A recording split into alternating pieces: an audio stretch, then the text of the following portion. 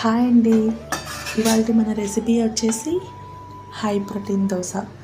జిమ్కి వెళ్ళే వాళ్ళు, హెల్తీగా తినాలనుకున్న వాళ్ళు, టేస్టీగా తినాలనుకున్న వాళ్ళకి మన రెసిపీ ఎంతో బాగుంటుందండి. చాలా అంటే చాలా టేస్టీగా ఉంటుంది, అద్భుతంగా ఉంటుందండి. మీరు అసలు టేస్ట్లో ఏమాత్రం కాంప్రమైజ్ అవ్వక్కర్లేదు.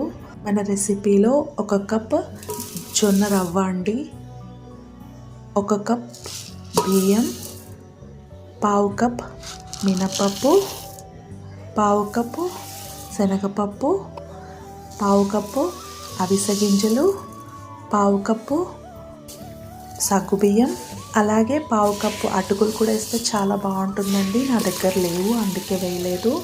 చాలా అంటే చాలా టేస్టీగా ఉంటుంది, అది కూడా యాడ్ చేయండి.